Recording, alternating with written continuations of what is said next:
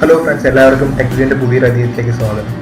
ഞാനിത് നിങ്ങൾക്ക് പറഞ്ഞു തരാൻ പോകുന്നത് അഡോബ് റീഡറിൻ്റെ ഹിസ്റ്ററി എങ്ങനെ ക്ലിയർ ചെയ്യും എന്നതിനെക്കുറിച്ച്. വീഡിയോയിലേക്ക് കിടക്കുന്നതിന് മുമ്പ് എൻ്റെ യൂട്യൂബ് ചാനൽ സബ്സ്ക്രൈബ് ചെയ്തിട്ടാണ് വീഡിയോ കാണുന്നതെങ്കിൽ തീർച്ചയായും യൂട്യൂബ് ചാനൽ സബ്സ്ക്രൈബ് ചെയ്യുക.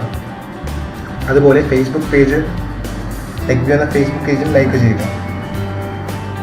ഇവിടെ ഞാൻ അഡോബ് റീഡർ ഓപ്പൺ ആക്കിയിരിക്കുകയാണ്. അപ്പോൾ നിങ്ങൾക്ക് കാണാം ഇവിടെ ഒരുപാട് ഹിസ്റ്ററികളുണ്ട്. അതായത് നേരത്തെ ഓപ്പൺ ചെയ്ത പ്രീവിയസ് ഫയൽസാണ് ഞാൻ കാണുന്നത്. ഇതെങ്ങനെ ക്ലിയർ ചെയ്യാം എന്നാണ് ഞാൻ കാണിച്ചു തരാൻ പോകുന്നത്. ഇവിടെ നോക്കുക, ഇവിടെ ഒരു ക്ലിയർ ചെയ്യാനുള്ള ഒരു ഓപ്ഷൻ ഇവിടെ ഇല്ല. ഓക്കെ, അപ്പോൾ അതിനായിട്ട് ആദ്യം ചെയ്യേണ്ടത് നോട്ട് പാഡ് ഓപ്പൺ ചെയ്യുക.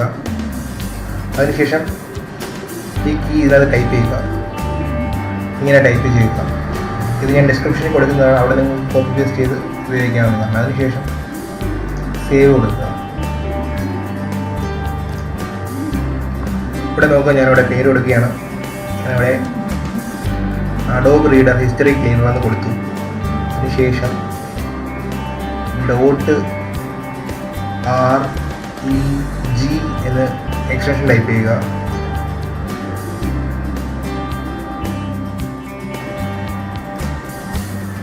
അതിനുശേഷം സേവ് കൊടുക്കുക.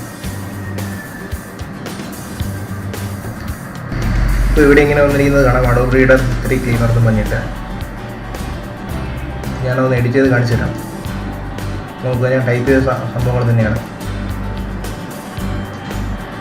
അതിനുശേഷം ഇത് ഡബിൾ ക്ലിക്ക് ചെയ്യുക. ഇങ്ങനെയൊരു വാർണിംഗ് തരും, അത് ക്ലിക്ക് ചെയ്യുക. ഓക്കെ കൊടുക്കുക.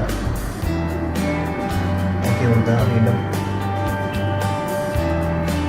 നോക്കുക, നിങ്ങൾ നോക്കുക, ഇവിടെ അഡോബിൻ്റെ പ്രീവിയസ് ഫയൽസൊക്കെ ഇവിടെ റിമൂവ് ആയിരിക്കുന്നത് കാണാം. ഇവിടെ മൊത്തത്തിൽ ക്ലീൻ ആയിരിക്കുകയാണ്. ഇവിടെ രണ്ട് ഓപ്ഷൻസ് മാത്രമേ ഉള്ളൂ. നേരത്തെ ഇവിടെ കുറച്ച് പ്രീവിയസ് ഫയൽസ് ഉണ്ടായിരുന്നു. ഞാൻ നേരത്തെ ഓപ്പൺ ചെയ്ത കുറച്ച് ഫയൽസ് ഉണ്ടായിരുന്നു, അത് ഈ ലിസ്റ്റിൽ നിന്ന് പോയിരിക്കുന്നത് കാണാം. ഓക്കെ, ഇത് വളരെ എളുപ്പത്തിൽ ചെയ്യുന്ന ഒരു കാര്യമാണ്. രജിസ്ട്രിയിൽ പോയിട്ട്, അതായത് രജിസ്ട്രി കീയിൽ പോയിട്ട് നിങ്ങൾക്ക് ചെയ്യാവുന്നതാണ്. ഞാനിപ്പോൾ ഷോർട്ട് കട്ട് വഴി കാണിച്ചു തന്നിരിക്കുന്നത്.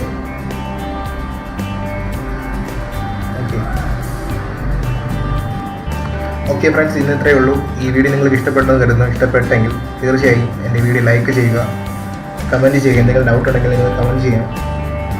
ഈ വീഡിയോ മറ്റുള്ളവർക്ക് വേണ്ടി ഷെയർ ചെയ്യുക. മറ്റുള്ളവർക്കും ഈ അറിവ് പകർന്നു കൊടുക്കാനായിട്ട് ഷെയർ ചെയ്യുക.